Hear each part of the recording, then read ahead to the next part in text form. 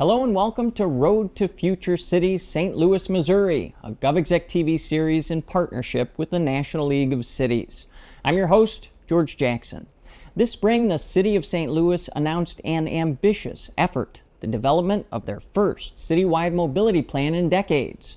The goal, improve transportation and mobility for everyone, residents and visitors alike, so the city can make strategic investments in jobs, education, and training.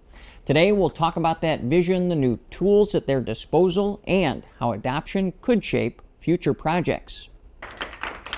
Joining me now, St. Louis Mayor Tishaura Jones. Ma'am, welcome. Thanks so much for the time. Yes, thank you for having me. Here next to her, Mike Filomena, Vice President of Global Government and Public Affairs at Enterprise Mobility. Sir, welcome. Thank you. Last but not least, Gwen Mizell, Senior Vice President and Chief Sustainability, Diversity, and Philanthropy Officer at Ameren Corporation. Ma'am, welcome. Thank you for having me. So, Mayor, kick us off. You announced this initiative back in May. What goes into it? What are you trying to accomplish? So again, thank you for having me here. So we announced our first transportation mobility plan. It's the first in decades because we want to make sure that our residents are safely getting around the city, no matter how they choose to get around, whether that's a bicycle, walking, public transit, or even a vehicle. And I have a 16-year-old son who just started driving back in May. And also, this is going to be important for his development and other teenagers as they start driving. So it's investment in our transportation safety infrastructure so we can have friendly streets. That's friendly biking, friendly walking, friendly driving, friendly any way you choose to get around. We want to make sure that our streets are safe, and we want the public's input as a part of that safety plan. Why make it such a cornerstone of your administration? We cover cities all across the country. Each city is unique. What is it about St. Louis that transportation is so important, so vital to the economy?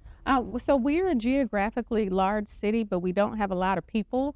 So at our height, we had about 800,000 people in the city of St. Louis, which is about 66 square miles. So it's geographically large. And in recent years, as any city, we've noticed that some of our pedestrian accidents were starting to increase. And so we want to make sure that we're addressing that head on, but also addressing the infrastructure, making sure that people are safe no matter how they choose to get around. So we're also investing in expanding our public transit options. Our light rail with what we call the MetroLink Green Line is hopefully going to get approved by the federal government. We're in project development phase for that right now. And then also just recently, I took a bike ride myself around the city, and I fell in love with the city all over again because I saw it from a different point of view. And I saw it from people who decide to bike around the city, and we want to expand our trails. We're also investing in our Brickline Greenway project, which is going to connect all of our major city parks, whether you live in North St. Louis, South St. Louis, or any part in between. Mike, one other unique aspect about the city of St. Louis and its surrounding areas is that Enterprise is based here. I'm really excited to have you as part of this program because I think you lend a unique industry perspective, but you work with cities, with counties, with local governments all across the country. This plan, how unique is it? How forward-leaning is it? What does it represent for what you're seeing out there in the greater United States? Yes, and thank you. Great question, and thanks for having me today. Enterprise, 65 years we've been here and started here in St. Louis, started as a leasing company. And then the company has really grown and evolved into different customer segments and certainly geography. Today, we're in 90-plus countries. We have 9,500 global locations, 5,500 of them in North America, and about 90,000 team members as part of our enterprise company. We're really more known as a car rental company, but we offer so many different mobility lines, from car sharing to van pooling to certainly the car rental pieces, truck rental, car sales, and a variety of different technology solutions. So we're more than just a car rental company. So what Mayor Jones is wanting to accomplish here in St. Louis fits right in with what we do as a mobility company. For example, enterprise fleet management. It's a division that we have that works with different companies all across the U.S. On different strategies they may have to come up with the most efficient fleet they can find through sustainability efforts they may have, through carbon offset programs, anything that fits within that perimeter. A great example is Domino's Pizza. I think we've all heard of Domino's Pizza. We have 1,000 electric vehicles through enterprise fleet management at some of their franchise and corporate-owned stores in that division. Car share. Car share is just, it's a unique way that would fit right in with what the mayor's trying to accomplish here in St. Louis. It provides really clean, well-maintained late model vehicles that you can rent by the hour. So those cars could be put outside of maybe a city hall or somewhere else, so folks downtown or wherever they may be can get a car more on the hour piece. We do that today at Washington University here in St. Louis. And the other one is van pooling. Van pooling or commute is as we call it. It really helps take a lot of miles off the road for folks that want a kind of safe way to get into work and don't want to drive their own vehicle. Fiscal year 23 for us, our fiscal year ends at the end of July. In fiscal year 23 last year, we got rid of 405,000 metric tons of CO2 and reduced by about 1.1 billion miles of commuter miles through our commute division. So all of those things really kind of can help any city, whether it's St. Louis or anybody else, come up with different ways to kind of attack this mobility strategy that they may have. What are some unique challenges that you've seen for St. Louis specifically? The mayor mentioned just the sheer land size, 66 square miles. I was talking with your team before we went on the air here, and they taught me a new term, fleet telematics. I mean, things are so much more IT sophisticated these days than they used to be. What type of unique challenges does St. Louis have, and what are some of the opportunities that are present that you're using to address them? Yeah, we have 5,000 team members here in St. Louis at a variety of locations all across the city. To the point that the mayor made earlier, there's a lot of traffic, and we're trying to do things, at least enterprise mobility, not just in St. Louis, but in other places, to kind of partner with those cities and consult with them to figure out what are the best ways that we could help you reduce some of the congestion and reduce some of the things that lend itself to safety issues and things like that. So St. Louis is it's a great test market for us because we're here. So it allows us to do a lot of different things from a technology standpoint, from a partnership standpoint, and really kind of learn together as what are the best ways to really make this mobility initiative successful. Gwen, for the uninitiated in our audience who are not from greater St. Louis or even the South, Ameren might not be a familiar name, so I'd love to just learn a little bit more about what you do and how it folds into this conversation to kick things off, man. Well, thank you, George. I really appreciate the opportunity, and Mayor Jones, Mike, really appreciate being a part of this dialogue. When you start to talk about electrification or transportation, the utility company becomes an important part of that equation. When you think about, we are a utility company, just kind of as an introduction for Ameren. For those who don't know Ameren, we are the utility company that serves a part of Missouri and a part of Illinois. We serve 2.4 million customers with reliable, affordable energy resources day in, day out. We're about 10,000 people strong. And we are overseeing a transition in the energy space. We're transitioning to a cleaner energy future. We've set a net zero target for 2045. And so in order to do that, we are divesting of fossil resources and bringing on more cleaner energy resources. But a major part of that growth equation is electrification. And so when you think about the transportation mobility plan that the mayor has rolled out, we are excited to be a part of that because electrification is such a major piece of a region's growth and economic development. And so as we move forward with the transition, we have to make sure that that transition is equitable. And so right now, if you think about the primary users of electric vehicles, they tend to be more affluent, people who are affluent can afford to charge at home. 80% of charging occurs at home currently. So if you want to democratize that, you have to think about the 30% of the customers that we serve who don't have access to charging infrastructure. So we have to think about what is it that we can do to help build out the charging infrastructure in public places. So you think about, schools, think about restaurants, think about malls. We need public charging infrastructure in those facilities. But in order to put that in, you have to have the underlying electrical infrastructure to support it. So the role of the utility, I think, is twofold. It's ensuring that we have enough electrical underlying infrastructure to support the electrification needs of not only the current day, not only 2024, but the future. And then also we have a charge to ensure that there's equitable access to those electrified resources. So public charging resources, making sure folks who use mass transit have access to clean energy resources, making sure that our highway corridors are electrified. And so we have several partnerships already that we've already embarked on in order to try to close those gaps around electrification in these different pockets and close those inequity gaps. Partner with Enterprise on a playbook for electrifying socially disadvantaged communities. And so lots to say about that, but that's kind of an intro, George, as to how we fit into the equation. Sure.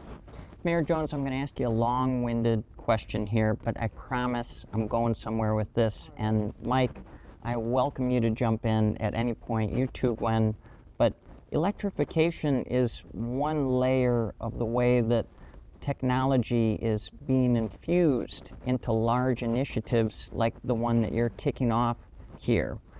How does that make things harder, easier? Like, how do you approach technology as you build out one of these plans? In my conversations all across government, it's positioned as, potential double-edged sword. It has great promise, great potential.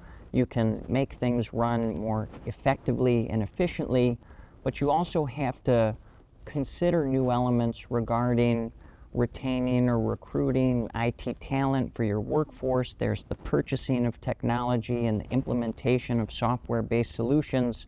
At the outset, where you are right now as you launch this, how do you think about technology?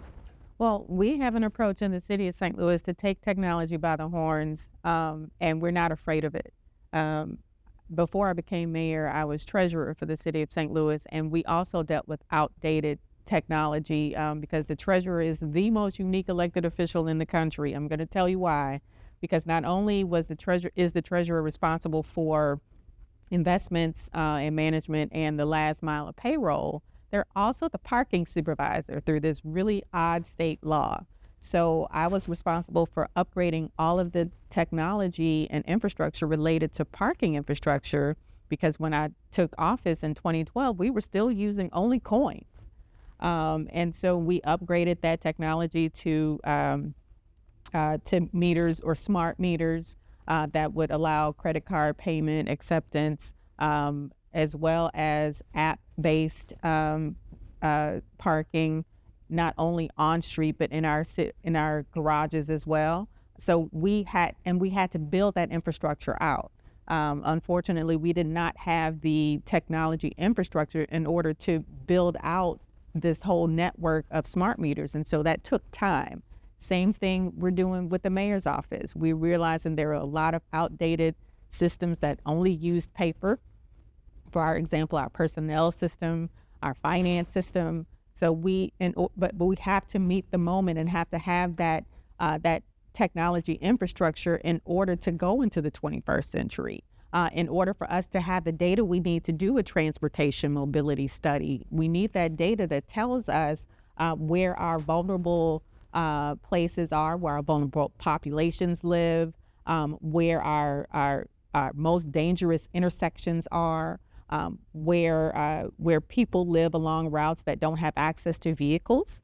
So we needed all that data as we start to build out this transportation mobility plan so we can make sure that it is equitable and serves everyone. My government can't do that alone. Economic development depends in large part on public-private partnerships. Does a robust, future-facing IT infrastructure really help companies like Enterprise partner with a city like St. Louis? There's no doubt about it. Enterprise mobility, we're very committed to, everything that we can do to move towards an electrification, good strategies in future. And the one thing we always say is we try to keep the customer right at the center of this. Customer service is so important. So we want to make sure that when we're out there renting these vehicles, that customers are having an outstanding experience. But, when you look at how we view electrification, again, the customer's at the center of this. The second part is just making sure that we're doing everything we can to work with investment on the infrastructure side and anything that has to do with the grid, like maybe Gwen was mentioning here. And we've partnered with a lot of utility companies on those kinds of initiatives, Ameren in particular here in St. Louis. The other part is just making sure that, Gwen mentioned earlier, is that we have an equitable future here, that everybody can get access to good charging. So we look at this as certainly a long-term play in making sure that we are part of that solution. We partner today with a lot of utility companies, and we're starting to figure out how to deal with the commissions as well, because they need help. So we attend a lot of different conventions and a lot of different things to really get down and understand this piece of the business. Our entire strategy team, or members of our strategy team, work day by day on how we can make sure that we do this the right way. We just finished a playbook that Gwen had mentioned, equitable playbook, that really can help cities that we can consult with when, like the mayor's doing here, what can we do to help them as they transition to broader mobility strategies.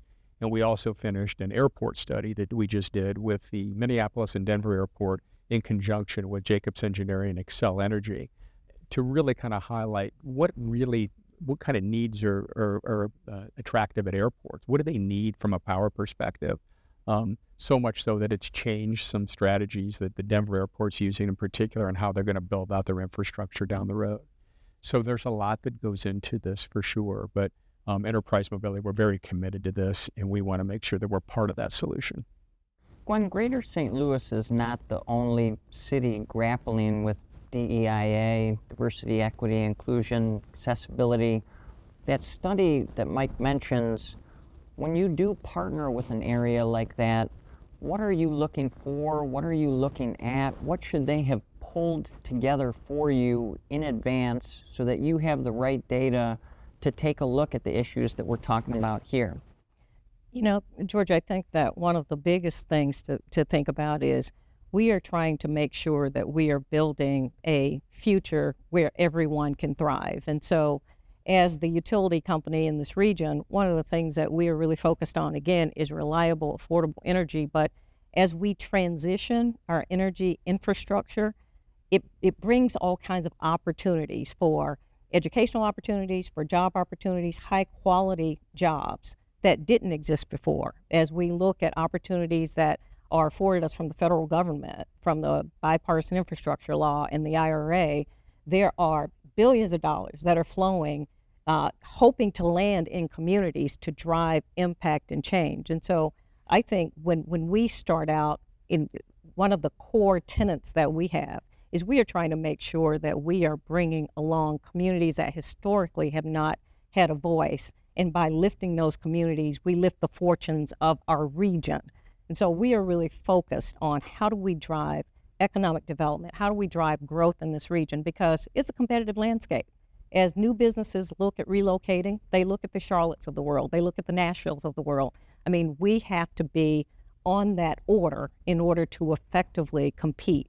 And so I think it's important for the utility to be a part of that conversation, just because the underlying ability to put all of those things in place to facilitate a city that looks more like a progressive city, is we have to be a part of that. And so that's why I'm so enthused to be a part of this conversation, a part of the mobility planning framework, because we are one of the key collaborators, but there's a much bigger grouping of collaborators that have to be brought to the table to make sure all of those interests are heard, so that we as a region really start to lift our fortunes and move forward in the future. Mayor Jones, let's build on that. I'll note that on the TMP website, on some of the press releases and public materials about the plan itself, the word communication is front and center. who are the stakeholders involved here? Who do you need more from a stakeholder basis? Well, we want the users to be a part of this, to be a part of crafting this transportation mobility plan and study, because they are the ones who are closest to the solution. I often say that people closest to the problem are closest to the solution. And so we want the community to be a part of it. So we have an advisory committee that we're currently recruiting regular citizens for. So if, that single mom who takes the bus to work or to drop her child off at daycare, we want her. That person who rides their bike to work every day and notices what's missing in our bicycle infrastructure and facilities, we want that person. Someone who likes to walk, a lot of places. My uncle was one of them. He walked everywhere. We want that person. So we want everyday people who travel around the city, no matter how they choose to get around, to be a part of the process. What do you need from government, Mike, in that communication process? Like, what would you appreciate more of to help, the city execute that type of vision? Yeah, well, first of all, we have a great partnership with the city of St. Louis, and we really enjoy that.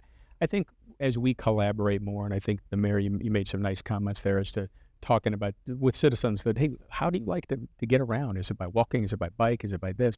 We probably just need to sit down and really talk through broader, what are the strategies, and really maybe consult more with the city on some of these things.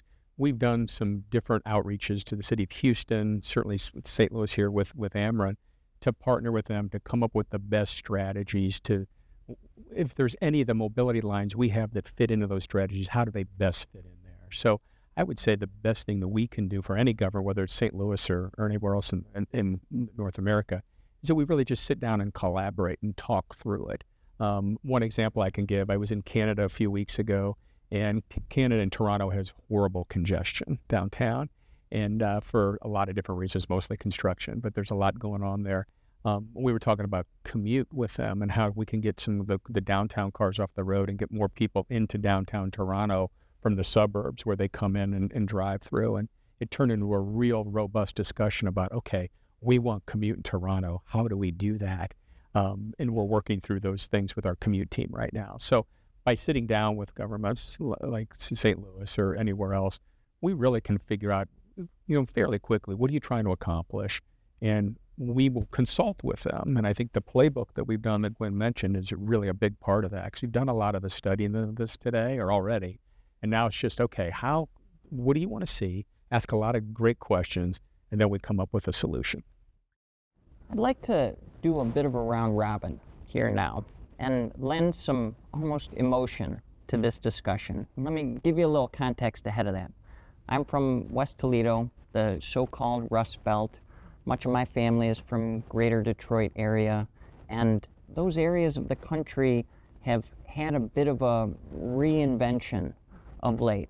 It sounds to me like St. Louis is in the same bucket, and that emotion behind it, what is it about the heartbeat of this city, Gwen? What is it about transportation-oriented issues really will drive this going forward? So you mentioned emotion. I tell you, George, one of the things that is important about, or one of the things that's important to me about being a part of this conversation is all the elements around equity and offering opportunities for people who historically might not have been a part of the conversation. And so this is personal for me. So I grew up in a household where, an unlikely household for someone to become an engineer, someone to become a senior leader in an energy company, in a Fortune 500 company, to become an officer. There were many things along the way that helped to move me along, many people along the way to help to move me along. And so when I see opportunities and transitions that are going on where we can be very intentional about pulling in broader swaths of people to raise their fortunes versus just being passive and letting it happen, then I see this as a pivotal opportunity. This is a juncture in the road where we can do things very intentionally, be very inclusive, and change lives in a sustainable way versus just letting it happen. And so that's what makes it personal for me. That's what makes it emotional for me. and why I'm enthused about being a part of this process. Mike? I grew up in Northeast Ohio, so I'm on the other side of where you grew up from in Toledo. I think we're at an inflection point. You hear that phrase a lot. It's really from the perspective of net zero, like Gwen, like you were mentioning. So when you look at where we can become as a city and the things that we can do, we're really at that point now where it's time to take action. It's great that the mayor's thinking through that. And it will be great when we get to that moment and people in St. Louis start to see real positive change within the things that you're trying to get done, Ms. Mayor. So we're really excited about that. So I think to Gwen's point, I think the time is now. We have a really good opportunity. You're very blessed, I think, with good partnership, whether it's not just Enterprise or Ameren. We've got a lot of great companies here in St. Louis. And I do think we need to get more people into the discussion, though, is how do we get more of the business community involved to really take St. Louis to a new height. And this is a great way to do this with the Mobility Initiative. Jan? I believe that St. Louis is on the cusp of a renaissance. You talked about Detroit and Toledo and other Midwestern cities that people are taking a second look at right now because those coastal cities, and no disrespect to coastal cities, are becoming very expensive. And St. Louis, because we have so many blessings in how our current federal government is structured and how they're sending resources directly to cities and having so many programs through the bipartisan infrastructure law, through IRA, through CHIPS and Science Act, so many opportunities for local governments to partner with our corporate partners and pull down federal resources for our communities that lift up all of the boats in the tide. When we have partnership like that, it allows everyone to thrive. And so I feel like with all of the projects that we have coming in the next 5 to 7 years, St. Louis is going to look a lot different to people who either grew up here like Gwen and I did. I'm also from North St. Louis, which is primarily African-American part of town. My parents and grandparents never thought that I would be mayor and sit in this seat. But I'm using my power for good and not evil, and making sure that the power that I have in my hand right now is going to be used to make sure that every person that lives in the city can thrive. As you harness that power, Mayor, the next phase or the full rollout of this plan is fall of 2025. What happens between now and then? Lots of community meetings, lots of stakeholder meetings, lots of meetings with our internal staff to put together, to take that input that we receive from community, bring something back to them and say, is this what you're talking about? And they can either say yay or nay. And if they say no, we go back to the drawing board and fix it. We've done that with how we are restructuring our infrastructure on repaving major roads. Before we are repaving that road, we're taking the entire plan to the community and saying, hey, what do you think about this intersection? What do you think about this bump out or this crosswalk? And we've been able to take their input and go back and change these things before we begin construction. So that construction happens with community, not to them. Mayor Tishaura Jones, Mike Filomena at Enterprise Mobility, and Gwen Mizell at Ameren Corporation, thank you so much for a great conversation today. Thank you for having us. Thank you.